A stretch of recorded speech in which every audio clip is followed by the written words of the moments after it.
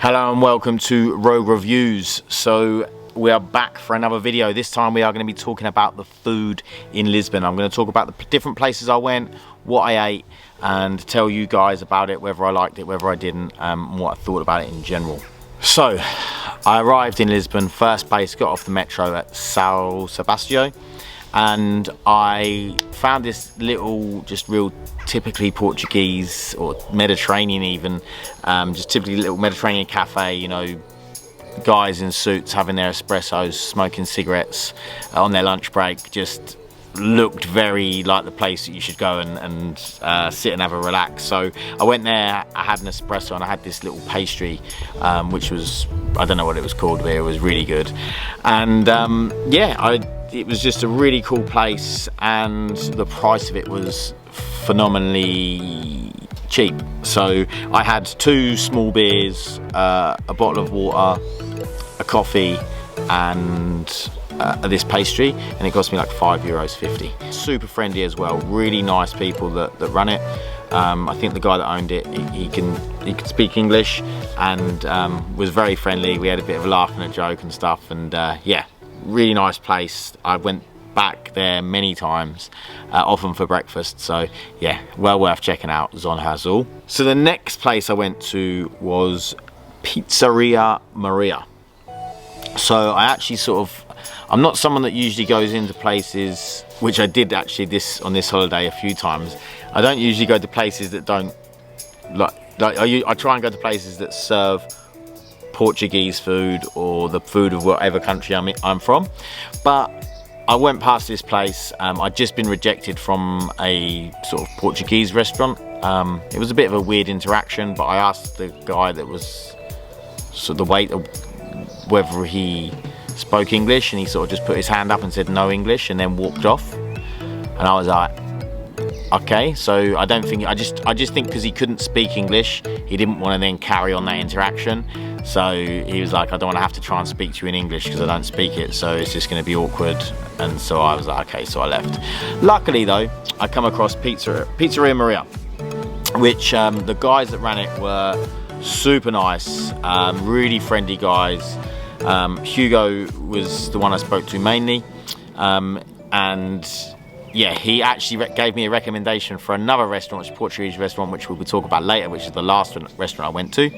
But the pizza was phenomenal, like really nice margarita pizza I had in there. This place was so good I actually went back for another one.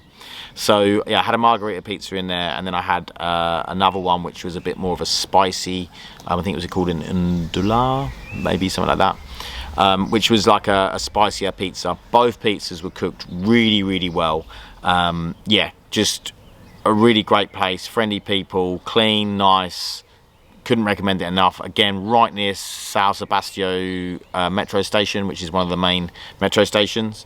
So yeah, highly recommend going there. Good price. I think the pizza was like €10, so I'd pay that all day.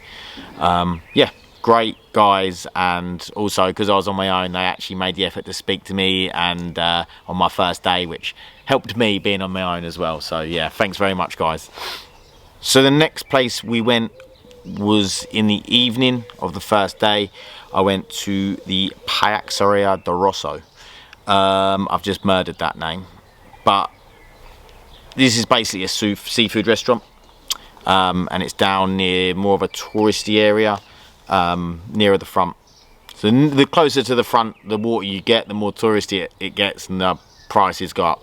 Not always, but the prices usually go up. So this was, like I say, a seafood restaurant, and I had octopus with green veg and new potatoes. It was really nice. It cost me about €20, so it wasn't like extortionately priced or anything like that. But yeah, it was nice. It was sort of like a bit of octopus, sort of about that big. And like I say, it was then on a bed of new potatoes and green veg. It was nice. It wasn't like amazing, but it was nice. It was good. All the veg and potatoes were cooked well, and so was the octopus. Yeah, it was nice. After there, I headed off and I got an ice cream from Amarino, which I have had an ice cream before in London. So it's a pretty big chain of ice creams. I didn't actually realise until I saw it in Lisbon how big the chain was. So yeah, I went and got a ice cream from there, which was as normal from there, really good. So then I headed to Timeout Market. Now Timeout Market was amazing. I loved it. As someone who loves food, you're gonna love Timeout Market. Like there is so many different options of food. I would have liked to have I didn't want to just eat all the time at Timeout Market, so I didn't eat there that much, but I could have gone back and just kept going to different like food stalls, because they're sort of stalls, restaurants, because they've got like little, it's in their building, so it's not like a random street food stall, but it feels like street food stalls. But there's loads of different options, from burgers to sushi to like traditional Portuguese food. I had my first pastéis de nata in there, which I can show you now. Okay, so I have pastéis de nata. So these are like typically Portuguese. Sergio told me I had to get one, so I've done as I'm told. I've got a little espresso with it too. So let's see what it tastes like.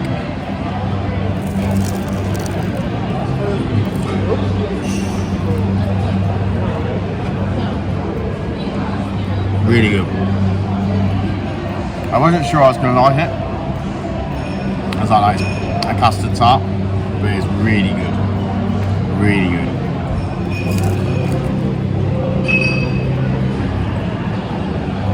You have to get one. So there, the pastéis de nata was amazing, as you saw, and there was it was just like a foodie's dream. Timeout Market, that is what I would say. It's a foodie's dream. Food, drink, anything you want, it's in there. Incredible place, and if you're ever in Lisbon, you've got to check it out. So I went to a place called Loja das Conservas Pesticos. You'll have just seen a sign for it, and I murdered the name again. Apologise to anyone that's Portuguese that how I'm pronouncing these names, because I actually don't know how they pronounce different letters. I'm not sure if it's the same as Spanish or different. So this place, I literally just stopped off for a little bite to eat. I'd been having some beers at the square around the corner, and I'd seen it, so I went back and I had some food there. I had a steak and chips. It was really nice, really good. I'd recommend stopping there for some food. It was sort of a little bit more typically Portuguese, so I quite liked it because of that reason as well. But yeah, it was well worth a stop for a nice lunch. So I just went to Marisque Azul at Timeout Market. Had a really nice octopus salad and some really nice garlic prawns with a little glass of wine. Wasn't super cheap, but it's in a very touristic area, but Timeout Market's quality, so I thought I wanted to go back there and have another meal. I will say though, when you're eating on your own, you do get a bit of pity. You know, people pity you a little bit, which, you know, fair enough. As we know, Richie hasn't turned up, so eating alone it is. To a place called Ristorante o Sagittario, sorry, my apologies. This was in the Belem region, so I actually went there with a girl I met on the free walking tour. Her name was Rachel. She was from Canada, and we went in and got some lunch there. I had some fish, and it was brilliant. Like new potatoes, fish. It was so good. And Rachel had some codfish cakes, and she said they were amazing. And she also had some like red rice as well, which she also said was really good. So yeah, just as a restaurant, the service was really good as well. The waiter was very good. So as a restaurant, I'd highly recommend checking it out. As in, like, it's right near the place, the Pastéis de Belem, where they do the different different pastéis de nata. The same thing but different. Same but different. But yeah, apparently they've got a slightly different recipe. I've got to say I couldn't tell the difference. My palate is obviously not that good when it comes to custard cakes, but they were both really good, so I'd eat both. So then I sort of broke another rule by, well, I say another rule, the same rule. I had Korean whilst I was in Portugal. place called Kbobs. I'd walked past it. It was not far from where I was staying, so I walked past it multiple times, and I thought I'll go and have a try.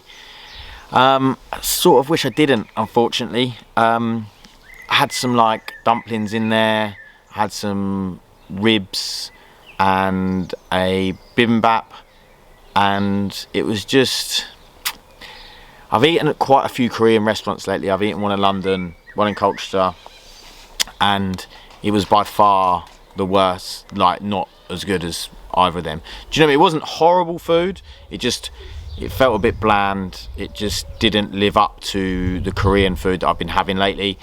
So I was a little bit disappointed with that. I certainly wouldn't say to someone, oh, you should never go there, it's disgusting or anything like that. But I think I've just been going to some really good Korean restaurants, and it just didn't quite live up to them, I'm afraid. So yeah, Kbobs Korean restaurant, I wouldn't be saying it's a must. But you know, if you're at a short end and you really need some food and there's nowhere else open, then go. Then I went to a place in Sintra. I went to Sintra for a day trip. Really cool place, recommend going. But I went to a place there called Estrada Vlha. Now, my friend Sergio had told me I had to get a Francesino. I don't know how they pronounce it in Portugal, but it's basically France and then Zeno, but all in one word. So I don't know how they then changed that up. So I think it counts for Little French or Little France or something like that. But this is basically like a sandwich with multiple layers of like meat and cheese, but the meat is like, they've got like hot dog, you know, like the hot dogs you get out of jars. It's like them cut in half. It's like, it felt like, I don't know, it was a really hard thing to explain. There's going to be pictures up or videos up of what it was, and the meat felt a little bit, I don't know, cheap, I suppose, and it was really weird flavors. And then you had this sauce. It was like basically like a curry sauce, you know, like a curry sauce you get out of a chip shop, sort of. It was better than a curry sauce, I would have said, that you get out of a chip shop. Like, it was nice flavour, had good heat to it. But yeah, it was just this is like, I think, a typical Portuguese thing. And I don't know, you know when you're sort of like, oh, I don't really know why they eat this. But then maybe I'm just not accustomed to it. Maybe if I ate it more, it would be nicer. I don't know. But maybe I had a bad one. I'm not sure. But I said to my friend Sergio, and I don't mean to offend anyone here, but it sort of tasted like kids' food. You know, like, I don't know, like something a kid would really enjoy, because of, like, I don't know, kids tend to not be bothered about cheaper cuts of meat and stuff. And it was probably one of the strangest dishes I'd eaten, in terms of just weird ingredients that they'd put together into this thing, and then it's in a sandwich, and then there's sauce all over the sandwich. It's like a hot sauce. Yeah, it was strange, but yeah, just one of the strangest things I've eaten, and the strangest thing I definitely ate whilst I was there. Okay, my last day, I went to the restaurant which Hugo had recommended me, from the pizza place. He had told me if I wanted like a typically Portuguese like experience type restaurant, I should go to Zeda Mararia number 2. Zeda Mararia number 2. So this place was phenomenal, actually. I really liked it. So they come out first, seated me, said I could sit anywhere I wanted. So I sat outside. It was a really nice little place. The waiter come out, and he gave me the menu, and then he came back with some olives, some cheese and some bread. Now, I assumed that I'd have to pay for this, which I wasn't bothered about, because I actually wanted all of those things. But if I had been bothered about it, then I would have said to him, I would have either asked if I was going to pay for it, or asked him to take it back, which you can do. And there's no, it's this, I think it's one of those things they sort of do, is like, oh yeah, and then you start eating it thinking it might be free, and it's not. So, and then I ordered the codfish, this like codfish platter with like chickpeas, onions, potatoes, and so basically it was something to share, but you could just pay half price and then just have it for one person. So that was really cool. The waiter was really good. He gave me a lot of advice on things. Like I asked for a glass of Vino Verde, which is green wine, which is really nice. You should definitely try that when you're in Lisbon. Also try Super Bock beer and Sagres. Both of them were really nice. I'd happily drink them all the time. So the waiter was really good. So I ordered a glass and he said it would have been €3.50, but if I ordered this jug it was only €8.50 and you'd get about 4 or 5 glasses out of it, which I did get 5 glasses out of it. So I was like, yeah, I'll have the jug. So I sat there for, I reckon, about 2.5 hours. I know that's sad because I was on my own, but just drinking, eating, just really chilled experience. I felt like there was these couple of older guys over just having like a proper long lunch, and there was a couple actually in front of me as well having a proper long lunch, a couple of older guys as well, and it just felt like a very, you know, long Portuguese lunch. It just felt right. And yeah, it was. And then I had this like the waiter again recommended, it was like a chocolate fudge cake with some like fruit and stuff on it, so that was really good as well. So I gave the waiter a tip because I felt he deserved it after all of that information that he gave me. And yeah, just it was a phenomenal place. I'd highly recommend, if you're in Lisbon, going to that restaurant. You will not be disappointed. Really good. So that basically rounded up my food tour of Lisbon. There's, I'm sure, a million more restaurants. If you know of any more restaurants that are like 100% worth checking out, put them in the comments below so other people can see them and check them out as well. I hope you guys enjoyed the video. Please like and subscribe if you did, and I will see you guys in the next one. Thanks, bye.